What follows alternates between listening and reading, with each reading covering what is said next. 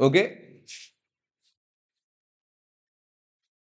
The depth d at which value of acceleration due to gravity becomes the depth d at which Shraddha, gravity becomes 1 upon n minus 1 times value at earth's surface. हे काय दिलंय? A depth d at which value of acceleration due to gravity. म्हणजे GD दिलंय. How much GD? 1 upon n minus 1 times. आणि आपलं find काय करायचं आहे?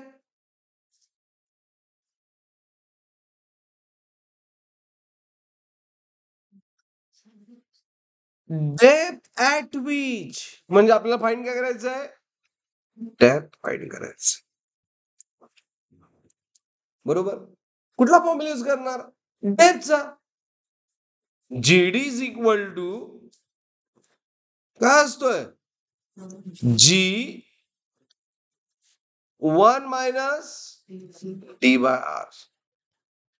1 minus D by R. Understood? Is it clear? करा मग सॉल्व. तर जीडी ची व्हॅल्यू पुट करा. G n minus 1 G 1 minus D by R.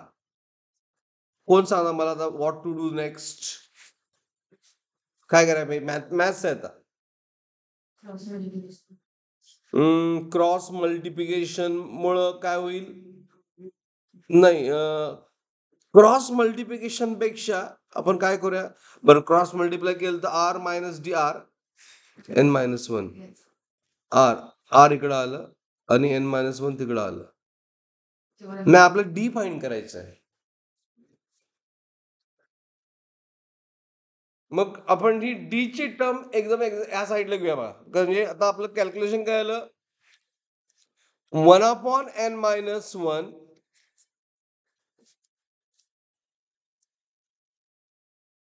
Is equal to 1 minus D by R. हे राहिले. म्हणजे डी फाइंड करायचं असेल तर पहिल्यांदा डी ची टर्म या साईडला घ्या, लेफ्ट साईडला. मग लेफ्ट साईडला डी बाय आर होणार. बरोबर का रे मयुरेश? मायनस प्लस झालं. Is 1 minus 1 upon N minus 1.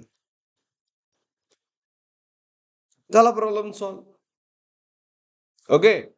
It is a D by R N minus 1 ह्या साईडला N minus 1 minus 1 divide by N minus 1. म्हणजे डी बाय आर काय आलं? -1 किती येणार? Very good, very nice. मग हे मला येत नाही, हे बघितले मी.